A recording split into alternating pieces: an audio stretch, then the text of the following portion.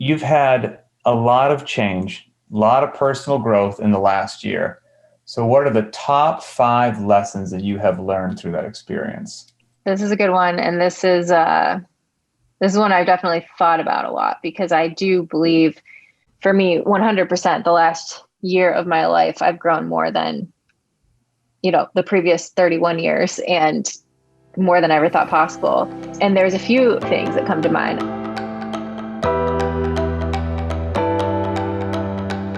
Hello, and welcome to Pursuing Health. I'm Dr. Julie Fouché, family physician and former CrossFit Games athlete. Here, I bring you information and inspiration to help bridge the gap between fitness and medicine and support your journey toward your healthiest self. You guys, I cannot believe it, but this is the 200th episode of Pursuing Health. It seems like it was just yesterday that I met Mo Nakfi, one of the founders of Beyond the Whiteboard, for lunch in New York City. And I was so pumped up from the Tony Robbins seminar I had just been to that when he suggested I start a podcast, I said yes. Mo, his partner John Kinnick, and others from Beyond the Whiteboard helped me get the podcast off the ground 6 years ago, and 200 episodes later, here we are. Starting this podcast was definitely one of the best decisions I've made, and I am so grateful for all the people it's allowed me to meet and the interesting conversations we've had that I've been able to share with all of you. Now, none of this would have been possible without you, the listeners. So whether you've been tuning in week after week since the beginning, you just catch an episode here and there, or you're listening for the first time today, I am so grateful for all of your support, your encouragement, and your honest feedback along the way. So to celebrate 200 episodes, I decided I would ask Pat Sherwood if he'd interview me, using questions submitted by you all. Pat is a former Navy SEAL, the flow master at my very first CrossFit Level 1 seminar, and he was the first person to interview me on the CrossFit Games update show 10 years ago. So it only seemed fitting that he celebrated this milestone with me, and we had a really great conversation. So I hope you enjoy it. Thank you again so much for listening, and here's to the next 200 episodes. Before we dive into the episode, I do want to make it clear that this podcast is for general information only and does not provide medical advice. I recommend that you seek assistance from your personal physician for any health conditions or concerns. Now, let's get to it.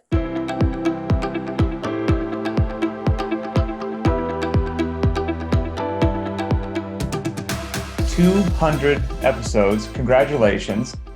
Thank you. Thank you. It's hard to believe. Before we just clicked on a second ago, you said something that got my head spinning and made me laugh a bit, which was you thought that potentially I was the first person, or one of the first people anyway, to interview you almost, 10 years ago in 2011 on the update show. Mm-hmm. I think that's true. I just thought about it before we got on, but now I'm going back in my mind, and I don't think the year before, I don't think I had any interviews. So I'm pretty sure that was the first one 10 years ago. In the blink of an eye, from games to medical school to residency to your podcast, to the ups and downs of life that a decade will throw at you. So, man, well, here we are. Your listeners were wonderful enough to submit a whole bunch of fantastic questions. We've got a wonderful variety. And we apologize. We can't go through every single solitary one. Some cuts had to be made. Sorry, guys. Yeah, so but we tried to pick a good sprinkling, and so we'll dive right in. People don't want to hear me; they want to hear from your listeners. So here we go. The first one, which I thought was just a good starting point as to why are we even here, was from Oliver, and that is, what was your main motivation to even become a doctor in the first place? That's a great question. So I think it goes back to high school, probably, was the first time I thought about going into medicine. And I'd always loved math and science. And I loved my first biology class that I took in high school. I just loved learning about how the human body worked. So I think that's really where it started. And I took a psychology class also that I loved. And then when I went to college, I think in the back of my mind, I always knew I wanted to go to med school, but I came from a family where my dad was an engineer and he wanted to make sure I had a good degree that I could get a job with. So I studied engineering. And it was great. I really enjoyed it. I studied biomedical engineering because for me, that was the only way it was going to be interesting. I loved learning about and applying problems to the human body.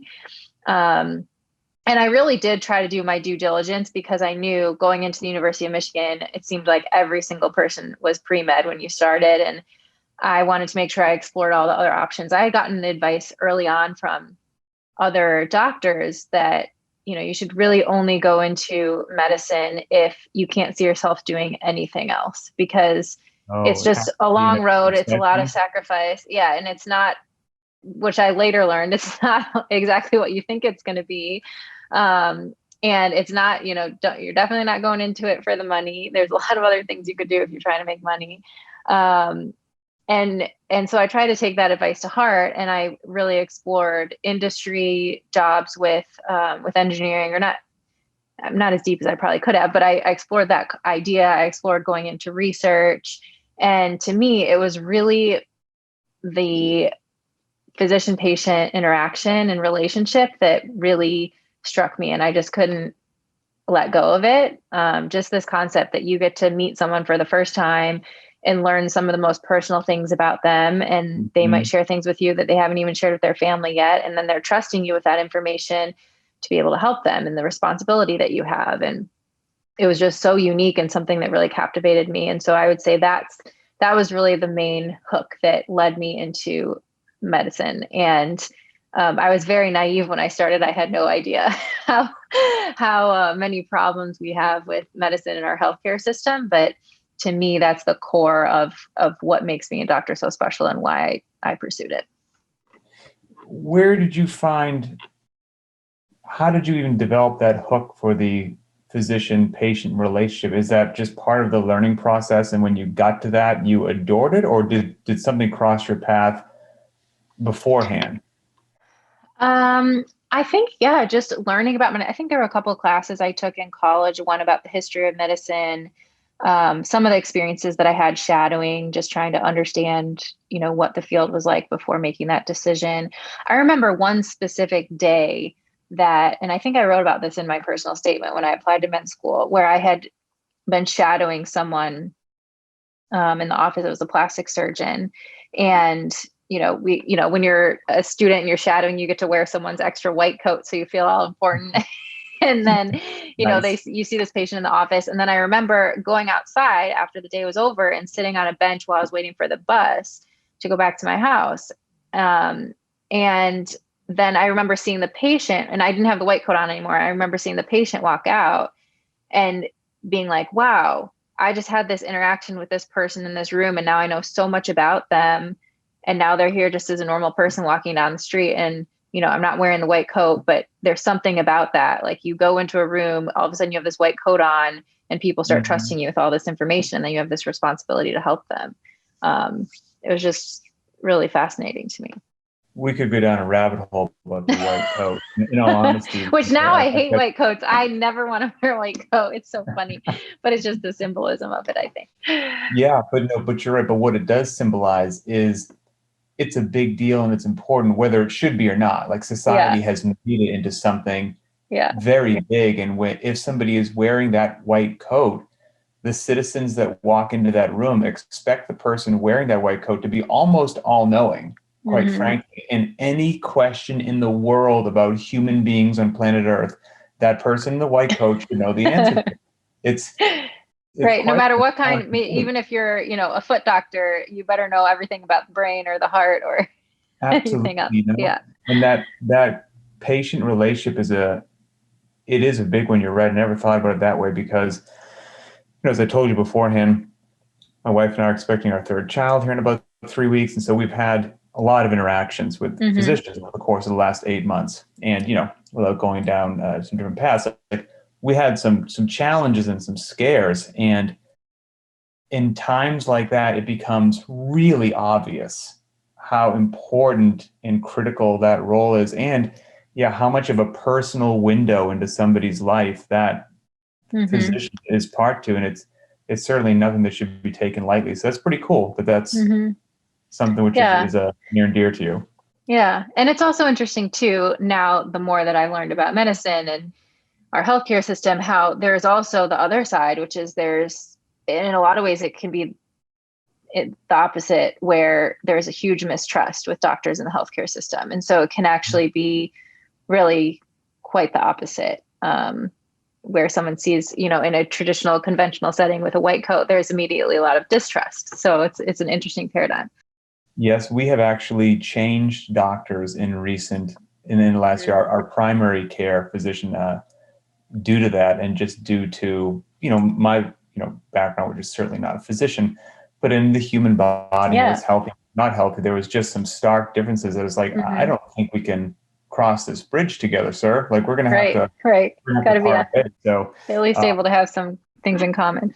Yeah, for sure. That's great that you had interest in math and science when you were in high school.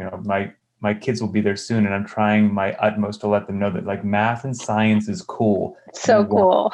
You want to embrace that, and it will treat you well for the rest of your life. Yes. Whatever direction you go. So, okay.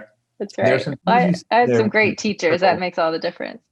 Oh yeah, for sure. And there are some things you said there that we could circle back to, but I'm just gonna keep them here in case we need questions. I don't think we will. I'm gonna try to get to your users' questions. So, so the first one we'll take is from Sharon. And I like Sharon's question because it leads someplace that I want to go. And you touched on it a bit right there with trust, be it building trust or breaking trust. And Sharon says, it seems as if functional, holistic, or alternative medicine is in its infancy. I'm a nurse. I worked in the ER, where almost all of the physicians shun and mock any sort of holistic, functional, or alternative ideas, even in their outside the hospital life. I understand that since it's not the quote-unquote standard of care, they risk legal ramifications if they only recommend functional, holistic, alternative remedies. But when they don't embrace them outside the hospital, it makes me wonder how they can be convinced that it does work in many cases. And, is there a way that they could weave these suggestions into their patients? So being classically trained in medicine, and then obviously having your background in CrossFit and functional fitness, and knowing that squatting is not bad for your knees, I'm sure you walk this tightrope on a daily basis. Yeah, it's a great question. And I think it just touches on, in a lot of ways, similarities with how people receive CrossFit, right? I think from someone coming from a very traditional exercise setting and, the traditional Globo gym, bodybuilding, whatever it was, maybe we take this back 20 years ago when it wasn't so mainstream. There are extremes, right? And a lot of it just has to do with, I think, how open-minded people are, because you can go certainly too far in the extreme. Like if someone first saw CrossFit and it was people working out for 4 hours a day and throwing up every time they worked out and doing 300 GHD sit-ups and getting rhabdo, that sounds crazy, right? But there's also, you can find the extremes with them when you dial it back and you get to the core of what it is, which is functional movement, high intensity, constantly varied, and you really implement the core of that the way that it was intended. It's a beautiful, powerful thing, right? And I think the same goes for a lot of what's out there with functional, holistic, alternative medicine, where if you're very traditionally trained, you kind of stick to the books and you're told, this stuff is crazy, it's way out there, there's no data behind it. But there's also so many things in conventional medicine that we don't have answers for, or that we can't explain, or that, we have Band-Aids for problems that don't actually help the problem or get you through the cause of the problem. It follows the recipe and you do what you're supposed to do. And so we have to acknowledge that, there's a lot of holes that conventional medicine has. It's really bad at helping to create health. It's really good in emergency situations and in acute situations, but there's a lot of things that conventional medicine just doesn't have answers for. And so you have to start thinking outside the box and looking for those answers. And yeah, you can go way to the extreme to where, somebody has done every test under the sun and is, treating like heavy metals and SIBO and Candida and Lyme disease and like mold and all these things. And some people do legitimately have issues with all those things, but you can also go so far that it turns people in the conventional medical system off, and they're like, well, that's crazy, it's not founded in research. And so I think you have to just get back to the middle of like, what is the root? And to me, why I love the functional medicine approach is it's really the philosophy. It's saying, hey, the body's a system. It's not an independent heart and lung and brain and musculoskeletal system and kidneys. Like, we are a living, breathing system, and everything interacts. And when something is off, it manifests disease. And it's, it's looking at the body as a system, and it's trying to look for what the root causes of disease are. And that's it. And if you just go by that philosophy, then you can get into, okay, what are the possible root causes and how far do we dig and all those things. But if you just stick to the general, like, this is the philosophy of functional medicine, let's get to the root cause. Let's give the body what it needs to heal. Take all the bad stuff out, put all the stuff that the body needs in. It makes a lot of sense. Nobody can really argue with that. And so I think it's just, and we're seeing it now to the point where, I don't know, I'd have to look up the statistics, but a huge number of people are going outside the conventional medical system for any of their health concerns. So even if people are using their traditional primary care, they're also going to get acupuncture or massage or see a chiropractor or naturopath. It's something that's so part of our culture now, because people aren't getting all the answers that they need from the conventional system. And I think there's more doctors and healthcare systems that are becoming more and more open to it. You're seeing alternative medicine, functional medicine popping up even in these big healthcare systems. And so I think we're at a tipping point where, and I don't know how long it's going to take for us to tip over the edge, but where we're starting to have these conversations and we're starting to see it be incorporated. And, the demand is there. There's going to come a point where conventional medicine can't ignore it anymore because people need it and they're not getting answers. And I think one of the biggest telltale signs is that most practitioners that you see going over from being trained conventionally and then going over to practice functional or integrative or alternative medicine, it's because of their own personal health. So they've had something happen where the conventional healthcare system didn't have an answer for them and they were not getting better, and they had to go seek out answers on their own, and they found something that worked, and now they can't unsee that and they want to use it to help other people. And so a lot of times I think that has to be the tipping point, just the same way where a lot of it, the best way to try CrossFit is to come do it. Once you do it, you're like, okay, right. Okay, I'm in. And so I think we're going to see it change, but it's hard. It's like anything new and any paradigm shift, it takes time. And does, going back to Sharon's question, she mentioned potentially some restrictions that the physician has on them based around the standard of care, which, some crazy civilian like me, I don't have to deal with anything like that. So somebody can come home from the doctor, a friend of mine or a relative, complaining of a mystery ailment or inflammation or whatever it happens to be. And, I'm not a physician, but I see them explaining this story to me. Sure.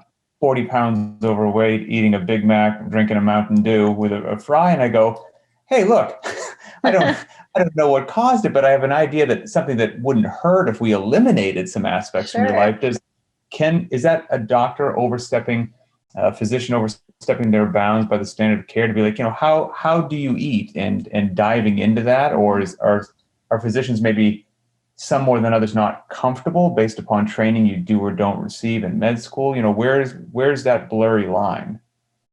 No, I mean, it's definitely not overstepping the standard of care. And it is the standard of care that, most guidelines for any type of chronic disease, the very first thing on the bottom of the pyramid is lifestyle. It's, nutrition, exercise, all that stuff.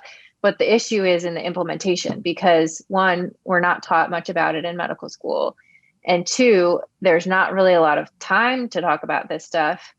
And three, you're seeing someone for maybe 15 minutes every 3 months, which is not a great window to be able to actually implement some behavior change or get through. So most doctors, I think, will mention it and will bring it up to their degree of comfort level with talking about these things. But then there comes a point where they become very, I don't want to say jaded, but kind of jaded, because it's how many patients do they see that come in the door that they say, hey, let's exercise and eat better. And then of course they don't, because they don't see them for 3 months. And it's not like, and it's going to be easy to change something like that without the right support system and someone to show you what to do. And so they just see that it always fails. So why should I try anything different? And it's sort of this like self-fulfilling prophecy. And then it could be easier. I'm not trying to pigeonhole all physicians into this, but then if does become jaded, you're not there, it's easier to say, well, you're probably not going to work out, so go fill this at the pharmacy and take it a few times a day, and hopefully that clears it up. Totally. You can see it just by human nature. Like, instead of saying like, okay, at first, like, let's give you 3 months and really see if you can go for it. And if we see improvements, great. If not, maybe we'll talk about starting a medicine, to jumping to the medicine a little bit quicker, just because they've seen it time after time after time where the lifestyle stuff, quote unquote, isn't working. But it's really, I think, more of a reflection on the healthcare system and how the healthcare system isn't set up to help people make the lifestyle changes that are so important. You know, and I loved Sharon's question a lot because it was trying to blend those two worlds of what happens classically or traditionally, I should say, in medicine, and then, you know, functional and alternative ideas. And with myself as an example, you know, I broke my pelvis like 20 years ago, got plates and screws holding it together. It was really a bad deal. It significantly changed my structure forever. And based upon that, the classic, such a substantial injury to such a major part of the body, they were like, look, you know, you basically shouldn't do anything challenging for the rest of your life. You know, that's the don't touch it, because heaven forbid you get hurt, you're going to come back and try to sue me. So don't do anything. And of course I blew that off. And then when I would go, you know, 10 years later for a checkup, my doc would ask me how I'm doing, test range of motion, strength about the joints and all that stuff. And I would never tell my doctor before the test what I was doing, that I was squatting and everything. I would just let him perform the test. And then at the end, he's like, geez, things are looking fantastic and great range of motion and strength. What are you doing? Only after he gave me the good report card where I go, oh, just so you know, I squat and deadlift and I run and I sprint. And he'd be like, whoa, you shouldn't be doing any of that. And I actually had a couple conversations like, look, which is it? You can't have both. You're saying that I'm different than most patients that you see, yet this is what I'm doing and they're not. Like there's a disconnect there, and you could see a little bit of steam coming out of the head like, all right, well, be careful. You know, it seems to be working. I don't know if I trust it yet. It could just be an anomaly. So I do very much hope one day that on top of, like you said, hospital has to be acute care, right? I mean, even as a trainer, you break your femur, I can't help you. You need a physician, right? You know, but before that, if we're addressing lifestyle and diet and how the body should move, and you know, the big goal of physicians and trainers and this whole ecosystem of people trying to help each other, it would be great if some sort of symbiotic balance is, like you said, maybe a tipping point is in the near future. Right. Absolutely. And just to think about, right, what our standard is. Like, now that we have so many people who are doing CrossFit and are exposed to functional movement, you know, that should be the standard, right? Instead of being afraid to do it. And what if we have that as the standard and people are healthier, you know, it's not so scary anymore. Yep. So fingers crossed. Okay. Fingers crossed. This next one caught my eye because I'm fascinated by how people manage their time and whatnot. Yeah. Alina asked you, how did you adjust your fitness goals and your schedule during residency? And I'll tie it into the next question, which was from Valencia, who basically asked, you know, how do you tell yourself it's okay to miss or rearrange some workouts due to family commitments? So we're basically talking about being really busy, whether it's residency, family, or whatnot. How did you adjust your fitness, and how did you let yourself know, hey, it's okay that I'm not in game shape anymore? Yeah, it's a constantly evolving process for sure. I think I was lucky in that I had a nice transition away from competing. So I went from competing, and then I had 2 years left of med school, and then I went to 3 years of residency. And during my 2 years of med school, I still had a lot of fitness sort of built up from that 6-year period of training for the games. And the first year, I just set this goal for myself somewhere along the way that let me just see if I can compete at regionals or compete in the open and still qualify to regionals. And so that was kind of my goal. And I was surprised, but I did. And I just had fun. I went to regional and I had so much fun because I had no expectations. And then, but that kind of kept me on a schedule of like, okay, I need to hit my 5 workouts. Basically, I did 5-hour-long workouts a week. And then I sort of did the same thing during med school and residency. During med school, that was like my, you know, traditional 3rd year of med school during clinicals. And then the 4th year of med school, or traditional 4th year, it was actually my 6th year, but that's a longer story. We had a team qualify from my gym. And so that sort of kept me also really on a good schedule. And towards the end, there was a couple of months in between med school and residency around the time of regionals that year. So I just had fun training, and it was a great experience. And then I went into residency, and that's really where everything changed for me, because suddenly, like, I didn't have any goals or aspirations of competing anymore, and working out really just became for my own sanity and mental health. And I realized early on that, I needed to hit a minimum of workouts per week just to feel like myself. And that's really what it became for me, I think, during residency. I think I probably talked about this. Minimum? For me, 3 is definitely the bare minimum. Okay. But during residency, I think I've told this maybe on other episodes before, but there was my first rotation. I had actually labor and delivery, 2 months of labor and delivery.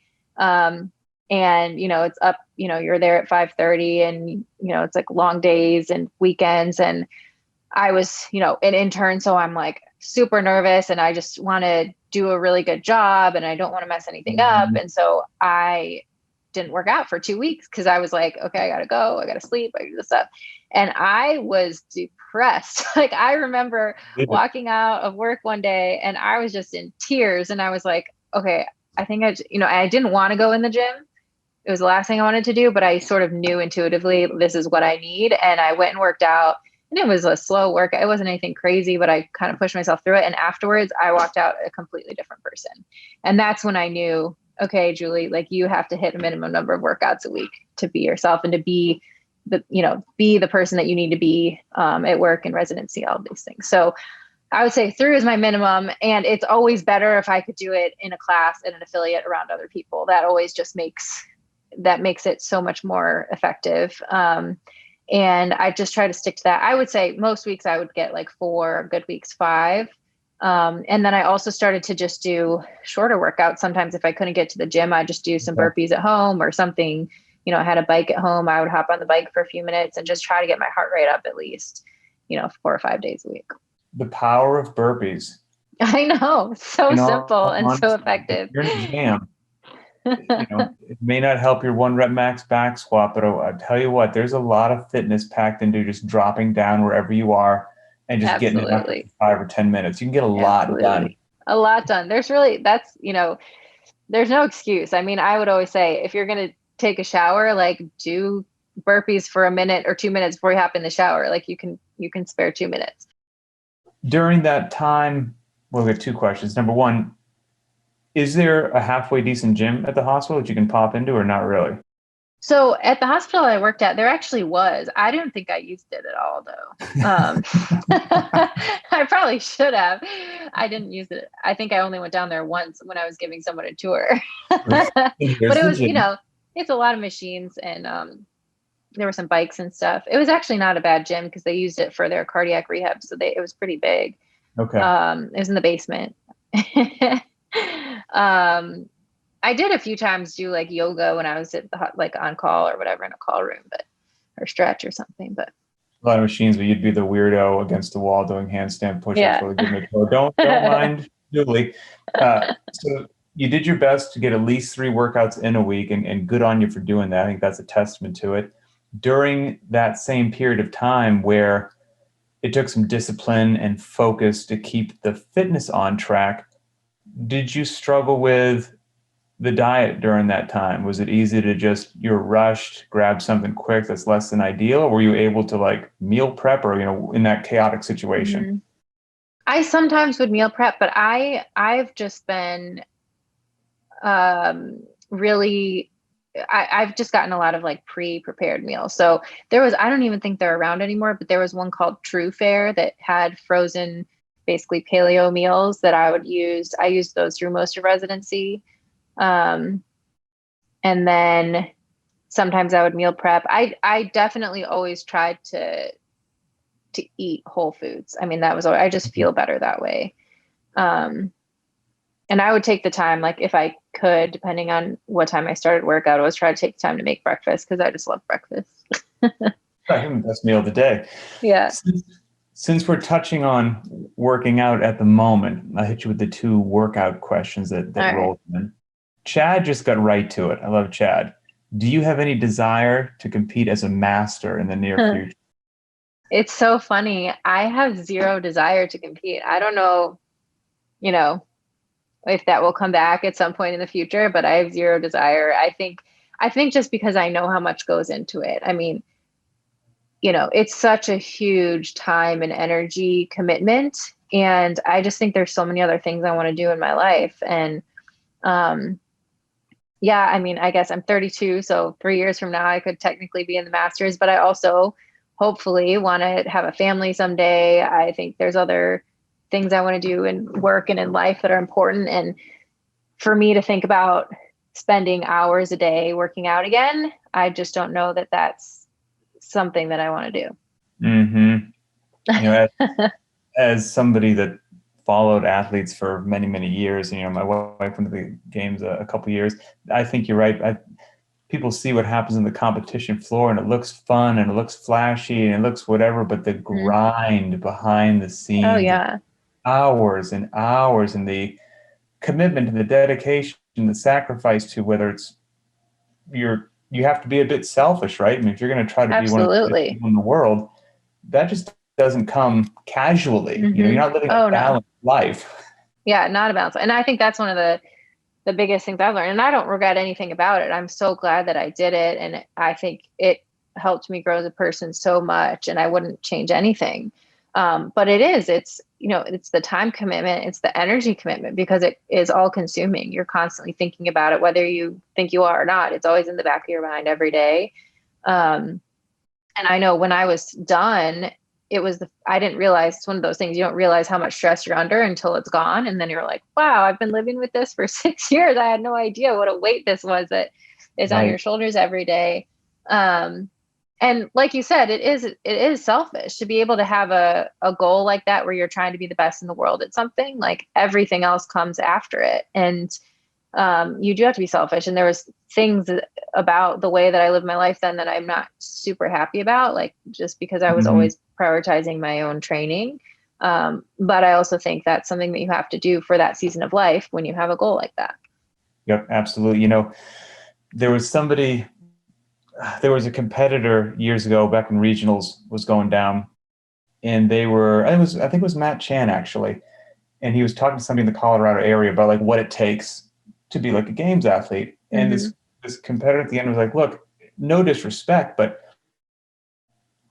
why would you tell me what it really takes? Because I would be your competitor. Like, we're in the same region. So why would you give me all these pearls of wisdom?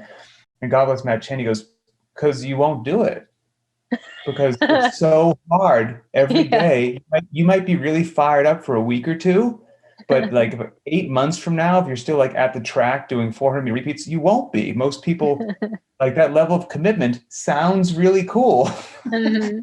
But until you realize all the other things you have to give up. Yeah. Yeah. So it's an interesting deal. You know, when you were competing famously or infamously, or we should say at regionals, you did have the Achilles tendon blowout. You know, I remember, and of course, like any good sane person, you decide to step out of the competition. Of course not, it's competing.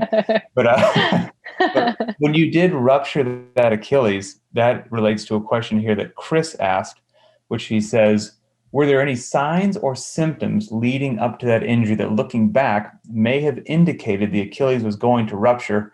If so, what were they? And do you have any precautions that you take now? Oh, this is a great question, and one where I would say, do as I say and not as I do, because I had some warning signs. Not going to be a competitor to not compete. Yeah. It's actually funny because I think it had been a year earlier, 2 years earlier. Kelly Starrett had come to the gym where I was training at in Ann Arbor and done his mobility seminar. And I remember him looking at me across the room, pointing at my ankle and being like, you got to fix that. And him pointing out this big, I think it's called a Haglund's deformity, basically on your heel, that can happen and puts you at risk for Achilles tendon rupture. And he had noticed it. And I was like, okay. But I didn't really understand at the time. And I'd had problems with my plantar fascia for a long time. When I first started CrossFit, I loved box jumps. Like, I would do box jumps all day. You know, I had no problem with them.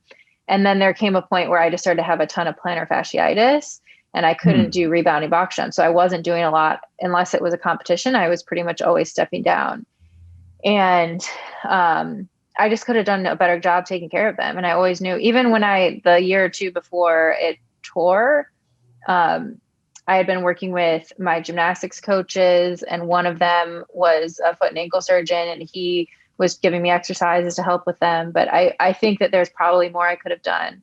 And even that competition before it felt great. I remember doing the workout. It had rebounding box jumps. I did it twice in training, which I normally wouldn't do, but I did it twice because it felt so good. And my Achilles felt great. And then the day before the competition started, I went for a jog, like after I'd flown in and to try to just get loose before the competition. Right. And I remember it hurting a little bit that night and just being like, this is weird. And then it tore. And it was always something that was in the back of my mind is like the worst possible thing that could happen. And so when it happened, I was just like, oh man. So now basically to answer the question, one of the things that's most helpful in preventing Achilles tendon tears is eccentric calf raises, weighted eccentric calf raises. And those were very helpful for me with my recovery. And it's something that I probably now don't do as much as I should, but I try to do every so often to help that one, but also to prevent a tear in the other one too.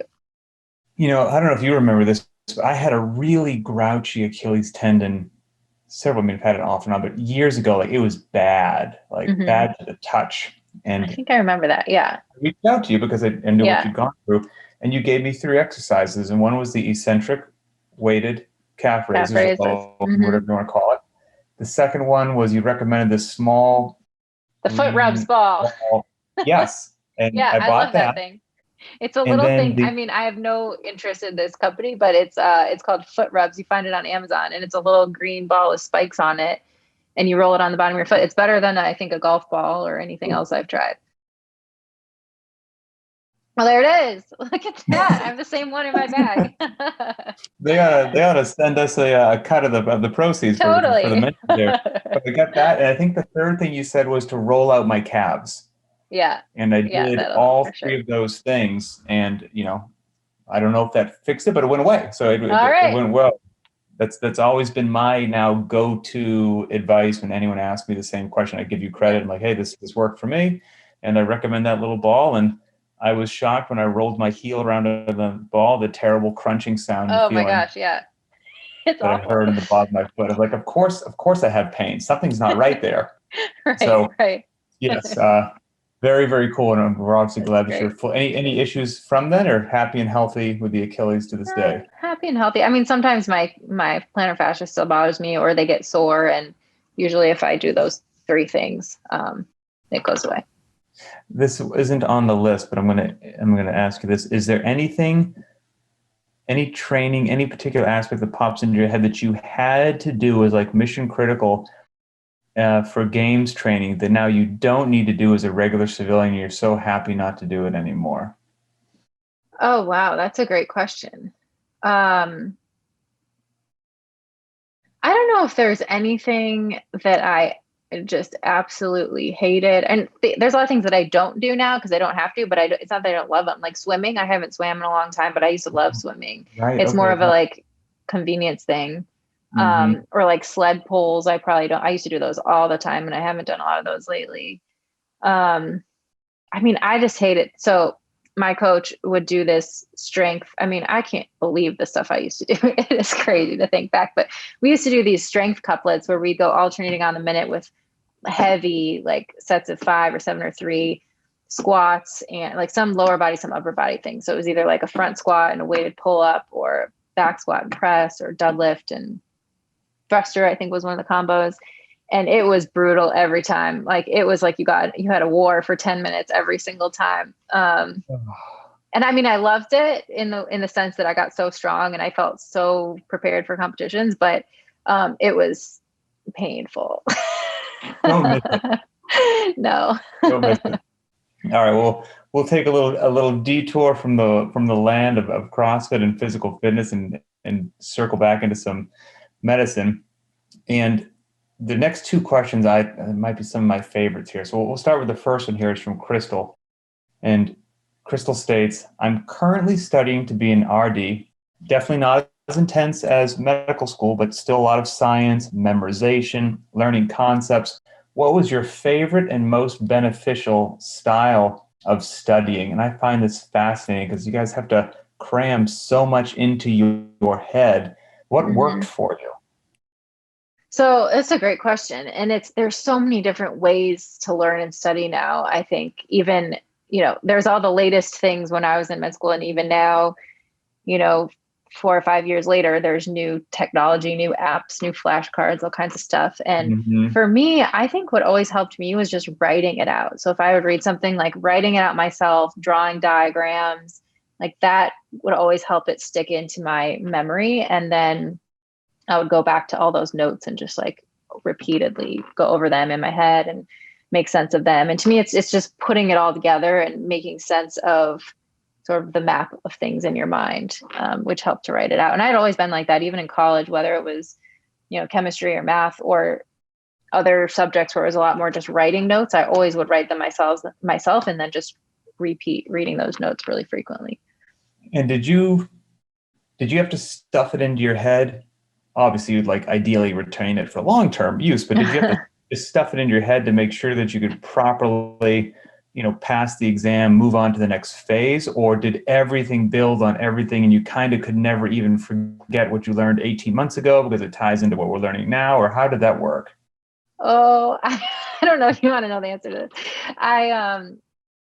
So some of the tests, so there's the difference between, like anything that you learn, there's a difference between things that you need to know for application of real world knowledge. And then there's things that you need to know because they're going to be on the test. And so there's definitely an aspect of that. There's, and some things, especially I remember like the first step of the board exam, which is a lot of basic science. There's a lot of details of pharmacology and microbiology and a lot of things like that you would just have to sort of memorize beforehand. And I'm sure a lot of them exited my brain pretty quickly after that. And a lot of those things are things that now you can easily if you need to know them, you can easily access and look them up. But the concepts, I think, and the way that things work together is stuff that you really kind of like cement and know and then build on over time. Well, that makes sense. I mean, and that's like so many other things in the world, the concept versus the actual rule. We were, not to relate medicine to just casually driving a car, but we were driving somewhere and my son he said, with driver's ed coming up in a few years, whatnot, like, is there a law? Like, how far in advance do I need to put on my turn signal to make a turn? I was like, oh, buddy, I have no idea. I couldn't tell you that. Like, I had to memorize that for the test. I don't know if it's 100 feet or 150 feet, but in the real world, you just need to make sure you put it on in plenty of time. Right. You're not going to get pulled over because some cop said it's supposed to be 100 feet. You were 90 feet. Right. So, or like you were 1 inch over. Exactly. There's certainly a lot of things that function like that. Yeah. The next one, this is a good one. You've had a lot of change, a lot of personal growth in the last year. So what are the top 5 lessons that you have learned through that experience? This is a good one. And this is one I've definitely thought about a lot, because I do believe, for me, 100%, the last year of my life, I've grown more than, the previous 31 years and more than I ever thought possible. And there's a few things that come to mind. I think the first one, and the first two probably have to go together. One is just about the people that you surround yourself with and being really intentional about that. And I think that's something that's talked about all the time, who are the 5 people you spend the most time with. And it's something that you hear a lot, but it's different between hearing it and really, really putting it into practice, because sometimes it's hard. And a lot of times the people that you spend a lot of time with is sort of by default. It's like who you're working with or who comes in, happens to come into your life, and then you're being a nice person and spending time with them. And so to some degree. Yeah, convenience for sure. And so that was something that I really took a step back and had to be really intentional about, and just realizing the impact that people have, whether it's subconscious or not. The people that you're around definitely influence your decisions and who you are and how you act. And so that was a big one. And also the difference between knowing who is your inner circle. Like, there's a difference between just having people in your life that you like spending time with, but who's your inner circle of people that you can go to with, the hardest stuff, and they're going to speak truth to you, and they're going to give you good advice. They're going to tell you the things that are hard to hear, even when you don't want to hear them. They're not just going to try to make you feel good. And so that was important for me, really identifying, who those people are in my life. And I think that goes with the second important lesson, which is really living your life according to like your truth instead of letting the world around you influence how you live your life. And I think I'd never thought that I was really bad at that, but it turned out I was. You think that all these things, whether it's Instagram, whether it's going down this path in medicine where you're constantly in have this like carrot in front of you where like you graduate undergrad, then you go to med school, then you go to residency, then you get a job, and then you like wake up and you're like, where am I? All of these different conventions that we have about how we think we should be living our lives, and stepping back and asking yourself, like, is this really who I want to be or the path that I want to take, and examining, what it is that is true for you. And it's hard to do. I mean, I think one thing that helped me a lot this year was taking a lot more time to myself and getting rid of all those other influences and voices. And I took a lot of time away from social media and, spent time with those people that inner circle that I knew I could really trust. And I think that allows you to really peel back the layers and get to what it is that's true at your core. So I think those are social media was glorious. And I'm still honestly, like, I still don't really know. I'm still in this like not love hate, but like, I'm not really quite sure what to do with it. Because I think that there is definitely a lot of positives in it and I want to continue using it, but I also feel very conflicted about it a lot of times. Oh, I'm in the middle of an amazing book about social media, addictive behavior traits, and the engineering of an addictive experience and all this kind of stuff. And like you said, it's a powerful tool. I mean, if you want to communicate with people and spread a message, you can do immense good. But like everything else, it's so easy to be misused and potentially not even misused, because unbeknownst to the average user, there's a very smart team of engineers trying to make it hard for you to make good decisions. Right, right. Social media is an interesting thing. Okay, very, very cool. Interesting. Right. And on the flip side, since I've been off it, I would say, I have posted some in the past, 5 or 6 months, but I haven't rarely ever looked at the feed. And I did a process of kind of like unfollowing people that I didn't want to follow anymore and kind of pared down who I'm following, but I really haven't looked at the feed. I'm still not quite there yet, but I've also missed a lot of things. Like I've missed, people who I do care about, not that I'm like, in my inner circle, but people that I do care about, like big things happen in their life that I don't know. And if I had seen it on social media, I might've reached out to them and said something, and then months go by and I'm like, oh, like you're pregnant. Or like one of my best friends from college, this is funny. She was pregnant and we have a WhatsApp, but I'm so bad at, I don't have any notifications on my phone. So I've never checked WhatsApp. And she had said in the WhatsApp to our group of friends from college, like, hey, I'm pregnant, all this stuff, exciting. But I didn't check it. And so then I happened to open Instagram, like, I don't know, 6 weeks later. And that was the first, post I saw that she had announced that she was pregnant. I'm like, oh my gosh, congratulations. I had no idea. And she's like, well, I told you 6 weeks ago on WhatsApp, everybody. And I just missed it. So yeah, it's hard to, I think at the end of the day, like, it's like these circles, right? You have your inner circle of people that you like keep in close contact with, and you know everything about your life. Then you have this like next layer of people that you spend time with and you like are invested in their life and want to help them and have a good friendship. And then you have this like next layer, which I think for a lot of us, like we probably hear about things through social media, whether it's Facebook or Instagram or wherever else. And it's just such an interesting concept, It's a bizarre world, and it's getting more bizarre by the day. I did the same thing as you. I've got basically all notifications off on my phone, because I want to choose when I use my electronic device. I don't want my electronic device telling me when it's time to look at it. And I think I went down on Instagram from several hundred people that I was following to, I think I follow like 12. Yeah, that's amazing. But what's so crazy in 2021, that's like very offensive to people if you unfollow them. So I had to like literally make phone calls to people and be like, look, hey, I'm unfollowing a lot of people. I still love you and care about you, but I need a bit of a social media break. And people are actually quite cool about it. But some people are like, bro, what's going on? Right. I'm like, no, we're friends. We're friends in real life. Yeah, like you didn't do anything. It's okay. It's all good. Yeah. So anyways, I guess there's a couple more, 5 things. So the other one was, and I think this is something that is one of those constant life lessons that we see play out in different people's lives over and over again, was just that to know that the hard things that we're going through are happening for us and not to us, and going through them, just like having faith and trust that they're there to teach you a lesson. They're there to make you stronger, to prepare you for, whatever is coming in your life in the future. And it's so hard to see that in the moment. But I think learning that lesson, it helps sometimes a little bit whenever you go through hard things, to try to remember back to that and be like, okay, what is this teaching me, or what can I learn from this?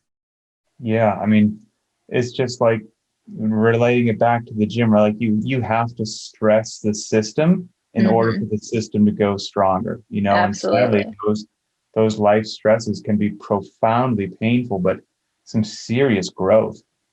I love that analogy. And what's the alternative, right? Just sitting on the couch eating McDonald's every day. That's no way to live. That's no way to live. Nope. And you will go in you'll go in the opposite direction. Living an overly safe, overly comfortable life without stress, there's no adaptation there. There's no positive growth. So yeah, we'll wholeheartedly agree with that one. So true. And then my last two, one is just more about, for me, and it sounds kind of cheesy, I guess, but it's just about loving yourself. Like, I think so many, and I've seen it over and over again, like so many pains and problems that people have come from not really loving themselves and being so hard on themselves and beating themselves up over and over again. And I think that's been big for me, is appreciating who I am, and realizing that, yeah, I'm not perfect and I have a lot of things to learn and ways to grow still, but that's all part of the process. And I'm still not great. Like, I still have my moments where I'm really way too hard on myself, but I think it's just something important to come back to. And that's helped me a lot more. And then my last, sorry. What might help that as well is a significant reduction in social media. Like, it's easy to be hard on yourself when you're always comparing yourself to people's fake lives. That's so true. On Instagram. So I'm sure those two might have been related. Okay, I'm sorry. I love that. I love that. Yes. And just not being afraid to do the things that you need. I think so many people, there's a million excuses to just work all day and constantly be doing things for other people. And it's okay to take time for yourself. You need that, whether it's working out, whether it's getting a massage, whether it's going for a walk and listening to music, those things are important to do to help you be the person you need to be for all the other people in your life. So that's one thing. And then the last thing for me, and this I think can come in different forms depending on who you are, but for me, it has been prayer. I think it can come, whether you're praying to God or Creator or whatever you believe in, or it's intentions that you're putting out into the world that are manifesting, however you want to put it. It's being able to, for me, have that conversation with my Creator and kind of bring everything there. And it has grown so much. I grew up in a sort of religion, faith background. And just in the past year, I would say it has become so much more for me, where it's not just a religion and rules to follow, but it is this personal relationship with God and my Creator. And I have seen such incredible things come from prayer. It's just so powerful. And so that's something that I've been really spending a lot of time on and seeing amazing things happen in my life from. I fully believe that. I kind of think of well-rounded is not the word I'm looking for, but a stable life. I'm still not saying it properly, but it's a stool or table that has several legs. And I think from the people that I interact with on a regular basis, when the people I meet, one of those legs is a spiritual one grounding them, I would be lying if I didn't say those people seem to be on a better path. Not saying they're certainly not perfect, and they'll be the first to admit that, but on a better path is probably the best way that I can say it. So I think there's a tremendous amount of value there. Yeah. And I think a lot of that too comes from just this, letting go of control, realizing that you are not in control of everything, and you, all the responsibility doesn't fall on you. And when you sort of give a little bit of that up and sort of surrender to it, it's really powerful, because if you try to control everything, it's not going to go the way you want it to go. It can be very freeing.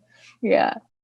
There are three questions left, but one of them I think we already tied in about, ideally physicians becoming a bit more in tune with functional medicine and whatnot. So I'm gonna, Kevin, I'm sorry, but I think your question got answered earlier. So that leaves us with two, and one of them I like, and it's from June. I hope I'm saying your name properly. And it ties into something you said at the very beginning that I was hoping we'd get to circle back to. So we're getting the opportunity here. So June says, "Hi, Julie. I've been following your journey since my best friend introduced me to CrossFit back in college. We're both currently in medical school. We're wondering how your view of patients and medicine has changed or evolved since college, your days as an athlete, a medical student, resident, and now doctor. And if your passions and reasons for pursuing medicine have changed. I went into medical school originally wanting to become a surgeon, but the further I've gone, the more I've realized patient counseling and education is actually what I'm passionate about." And they say, "Keep fighting the good fight." So I guess this is about either your evolution through why you get into medicine and where you stand now. And at the very beginning of this interview, you mentioned something casually, which was something along the lines of, hey, I wanted to get into medicine for this. And then you get into it and you realize, oh, this isn't exactly what I thought that it was. And so I'm curious now that you're on the other side of from staring at the white coat to now having the white coat, circle back to that and kind of seeing behind the curtain. Yeah. Has your thought process evolved from when you were just the bright-eyed high school student saying, "I'm going to be a doctor one day"? Absolutely. I mean, for one, I had no idea what I was getting myself into when I started this process. And two, really, it was CrossFit that really changed a lot of the ways that I saw medicine and what I wanted to do with my career. I think when I started, I was just really naive. I didn't realize it was that first year of med school where I realized, wow, the majority of what we're treating in our healthcare system is chronic disease, which is really preventable and treatable with lifestyle. And it was very eye-opening. And so I remember even in that first year in the school that I was at, we would spend a half day, I think every other week in a primary care clinic. And it was kind of what we talked about earlier. You'd go and you'd see a patient and you'd tell them, hey, let's exercise and eat better. And I remember I was so into CrossFit and I was trying to teach people burpees in the office and so excited and, we're going to help them. And then they would come back 6 months later. And of course, nothing had changed and they'd have to go on more medication. And it was just very disheartening. And then at the same time, I'm going to the gym at night to train and I'm seeing people, come off of medications and lose weight and become more confident, reverse their chronic disease. And it was just so apparent that, the doctor's office is not the place to help people become healthy. It's really in the gym. It's in the community. It's what people are doing in their day-to-day lives.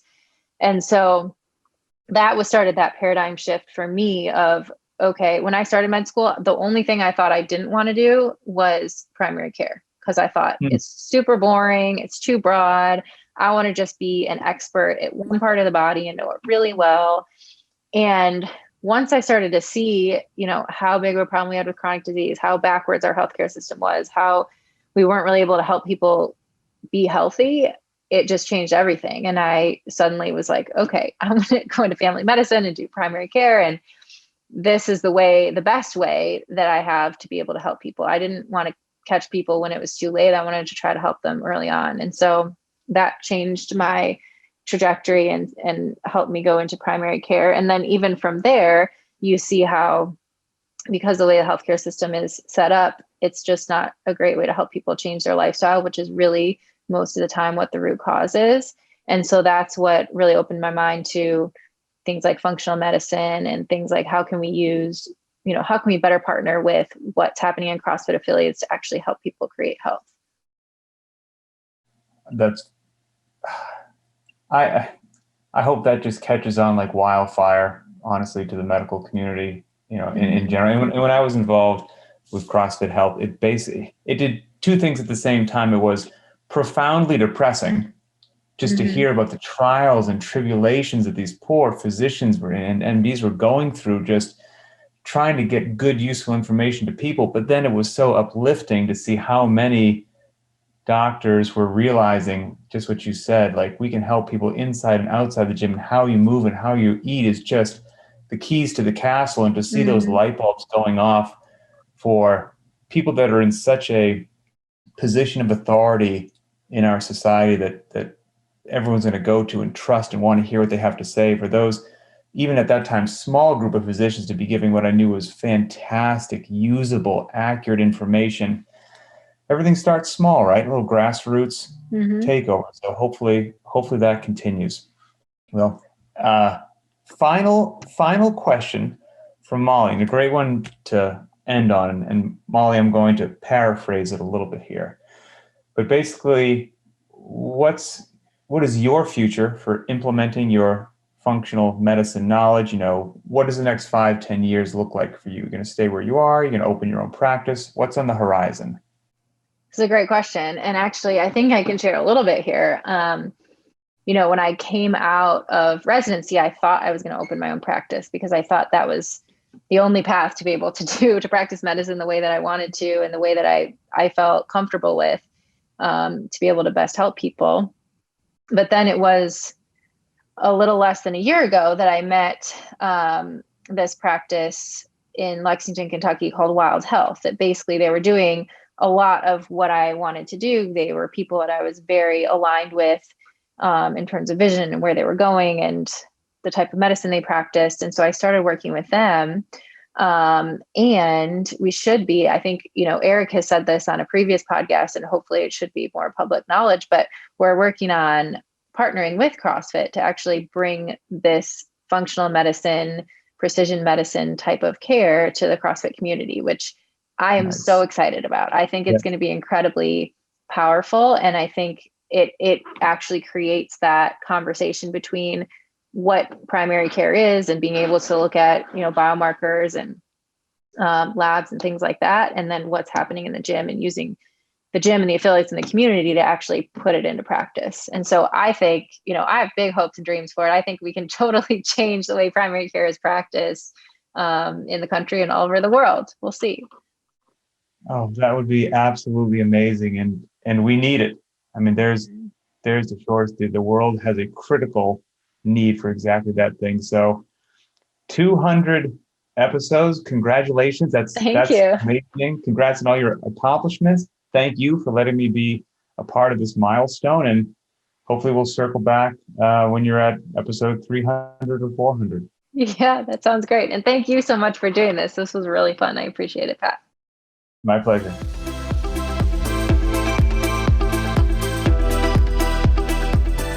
Thanks so much for tuning in. If you enjoy listening to the podcast, please consider subscribing and giving it a 5-star rating on iTunes. It really does help to get the word out to more people.